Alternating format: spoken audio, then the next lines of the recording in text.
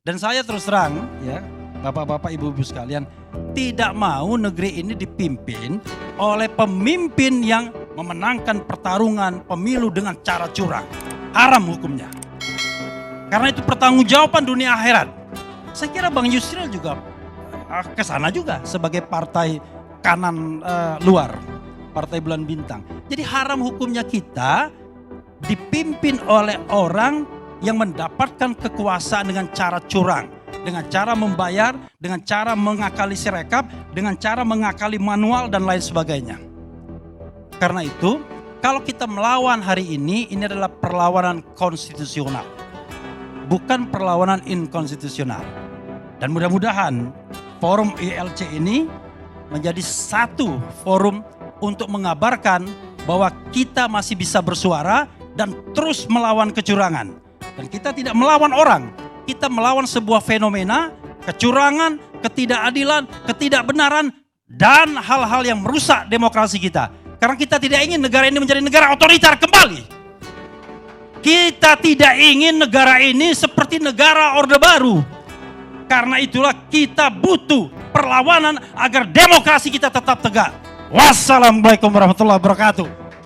Ya, bismillahirrahmanirrahim. Perlu kita acungi jempol dan beri dukungan kepada Bung Refli Harun, di mana Yusril Iza Mahendra Margarito Kamis sepertinya tidak memberikan ruang untuk rakyat bersuara melalui DPR, melalui hak angket.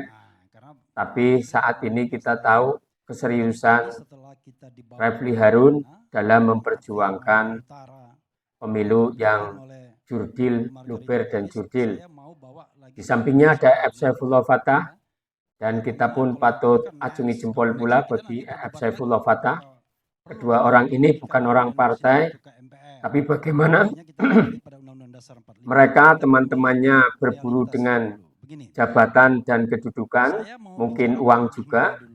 Tapi alhamdulillah dua orang yang kita lihat di ILC ini sepertinya benar-benar mengedepankan nilai-nilai etik dan moral. Semoga apa yang kita perjuangkan, mereka suarakan, dan kita sebagai orang yang awam, sebagai grassroots, kita tinggal berdoa dan memberi support kepada mereka melalui sosial media atau yang bisa bertemu langsung. Berikan rasa semangat itu, disampaikan kepadanya, agar Bung Refli dan Kang EF juga tahu bahwa di belakang mereka masih banyak yang mendukungnya. Yuk kita tonton videonya bersama-sama. Kita pakai teori misalnya, pemilu jujur dan adil itu bisa tercapai salah satunya kalau tidak ada intimidasi. Jadi kalau kita pakai teori piramida pemilu, itu yang paling bawah itu adalah technical things. Kesalahan-kesalahan yang bisa diperbaiki dan itu tidak membawa sanksi. Human error, salah nulis, dan lain sebagainya. Nah, ini Refli menjelaskan. Tapi ada yang tengahnya fraud. Sebelum itu kecurangan, money politics dan lain sebagainya. Itu ada beberapa yang bisa diperbaiki, ada yang bisa yang tidak. Misalnya secara sengaja membuat input yang keliru. Bisa diperbaiki, tetapi mereka yang melakukan itu harus dikenai sanksi. Dan dalam hal ini sanksi pidana pemilu. Nah, yang tidak bisa direhabilitasi itu adalah kalau pemilu itu dengan intimidasi. Maka kalau teori berpemilu kita bisa lihat di IDEA dan lain sebagainya. Kalau sudah intimidasi nggak ada obatnya. Kecuali pemilu ulang.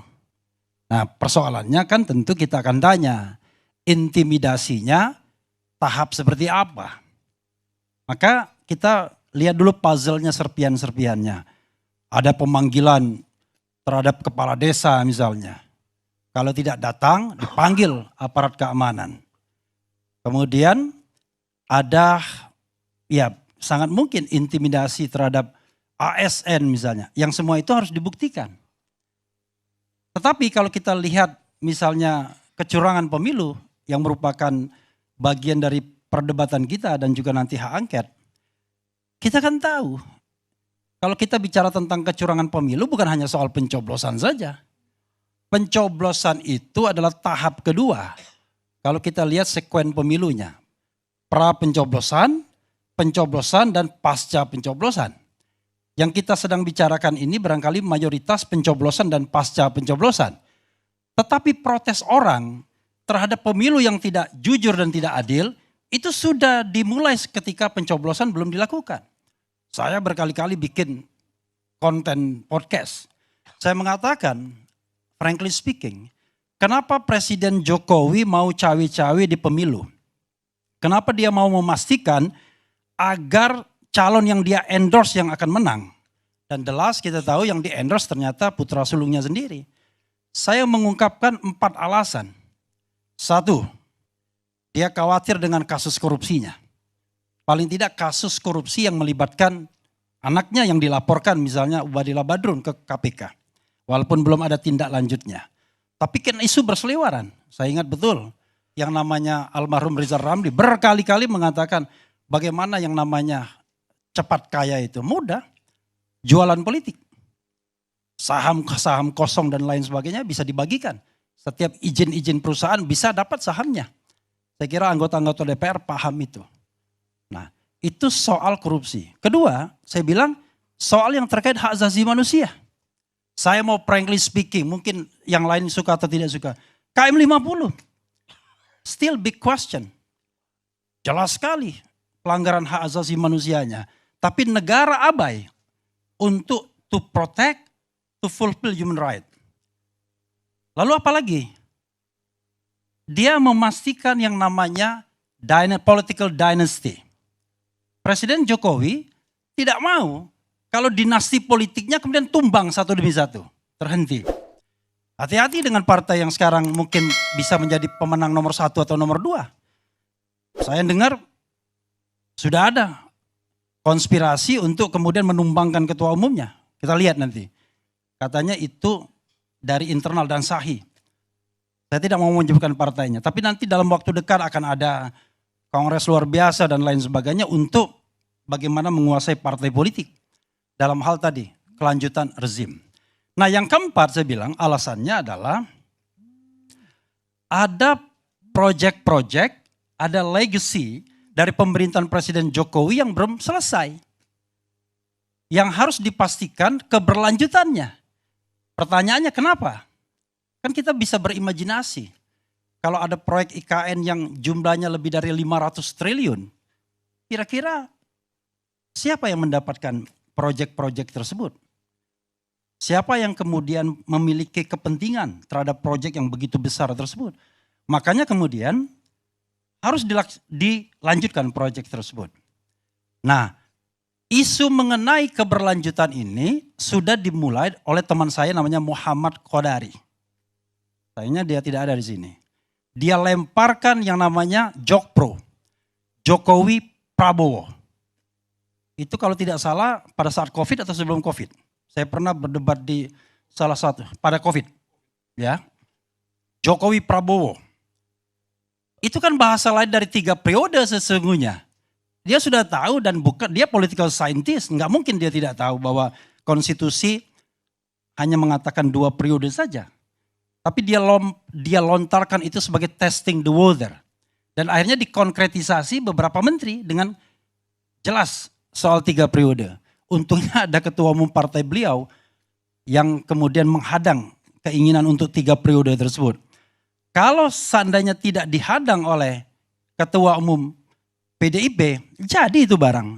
Mudah mengubah konstitusi, kan tinggal kesepakatan elit saja.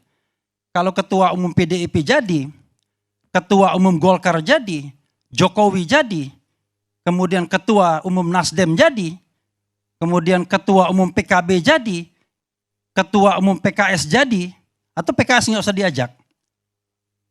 Selesai. Dan tidak perlu dengan ketua umum Partai Bulan Bintang. Terlalu kecil soalnya. Iya kan jadi. Tapi untung beliau bilang no, karena taat pada konstitusi. Kemudian digeser lagi, tidak 3 periode tapi perpanjangan masa jabatan. Gagal juga, lagi-lagi Ibu Megawati nggak setuju dan komponen society tentunya. Ya, termasuk saya juga mengkritik. Ada bahasa lain dari perpanjangan masa jabatan, penundaan pemilu. Nggak jadi juga. Barangkali awalnya istana mulai putus asa. Waduh, kalau begitu nanti legacy saya IKN dan lain sebagainya nggak berlanjut ini. Maka kemudian puncaknya adalah putusan Paman Usman. Setelah, mohon maaf nih, Dad, setelah Ganjar dan PDIP diombang-ambingkan, ya, puzzle, ada apa, teka-teki. Kira-kira Jokowi ini akan dukung siapa? Dukung Ganjar atau dukung Prabowo? Kena prank semua akhirnya. Ternyata dukung Prabowo, tambah Gibran lagi. Sudahlah, kita tahu putusan 90 itu ya. Kalau kemudian kita pakai hulunya saja bahwa yang namanya putusan MK itu final and binding dan wajib dilaksanakan, kan itu ujungnya. Tetapi pangkalnya kita tahu itu konspirasi. Pada tanggal 19 September, rapat permusyawaratan hakim itu menolak semua permohonan yang terkait di bawah 40 tahun bisa nyalon. Itu tanggal 19 September. Tiba-tiba tanggal 21 September datang Paman Usman.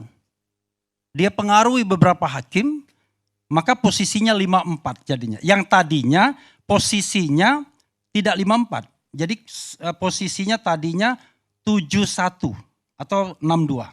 Karena Guntur Hamzah dari awal mengatakan kabul, kabul, kabul, dan kabul. Tapi kemudian yang terjadi adalah Paman Usman datang dan 4 orang hakim terpengaruh, maka kemudian posisinya 54. Tetapi Bang Karni dan saya kira semua sudah paham dan tahu, 2 orang hakim itu menyampaikan concurring opinion, yaitu pendapat tambahan dari mengabulkan.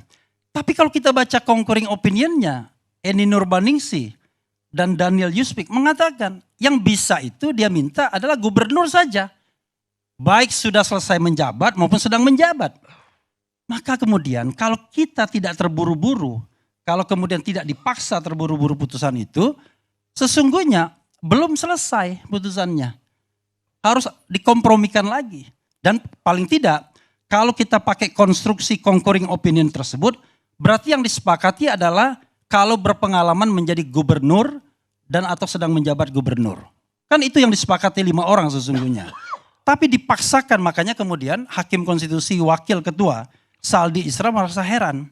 Heran dengan 2 hal. MK kok cepat sekali berubahnya. Kedua, ini barang belum selesai, tiba-tiba sudah diputuskan. Nah, dari sana ya kawan-kawan semua, kita tahu akhirnya bahwa negara atau tadi Bang Yusril nggak mau bilang negara, karena negara itu ada pemerintah, ada warga negara dan ada wilayah. Tapi penguasa itu akhirnya cawe-cawe dalam pemenangan proses berpemilu ini. Karena Gibran ada di sana. Sekarang kalau kita bisa misalnya bicara tentang pemilu yang jujur dan adil versi Indonesia atau versi negara lain, apa sih yang menyebabkan pemilu itu tidak jujur dan tidak adil dari sisi kualitatif? Kalau kuantitatif kan kita cuma bisa bicara soal salah hitung. Sehingga yang kita minta apa? Keyakinan dari Hakim Konstitusi, sebagaimana pernah dikatakan oleh Profesor Yusril Iza Mahendra, Bang Yusril, tahun 2014 ketika menjadi ahli buat Prabowo mengatakan, kalau ditemukan pelanggaran konstitusi, tidak tertutup kemungkinan hakim-hakim MK untuk membatalkan pemilu sebagaimana yang terjadi di Thailand. Saya ingat betul itu Bang Yusril. Bang Yusril juga yang ngomong di Twitter, ya, kalau pemilu curang, penjahat yang akan berkuasa. Bang Yusril juga ngomong, penjahat dan koruptor. Jadi maksud saya, udahlah kasihlah room kepada rakyat ini. Tidak semuanya orang itu berpikir jabatan, uang. Tidak semua. Banyak orang yang menggunakan hati nuraninya. Oke lah, kalau Anda terkait dengan paslon 01 dan 03, Anda mungkin bicara kepentingan. Paslon 01 berharap 2 putaran, 03 sama 2 putaran juga. Tapi kalau kita kembalikan kepada mereka-mereka, misalnya guru besar, orang seperti Kang EF dan lain sebagainya, banyak kok yang bicara tentang hati nurani. Banyak kok mau melihat bangsa ini lebih baik.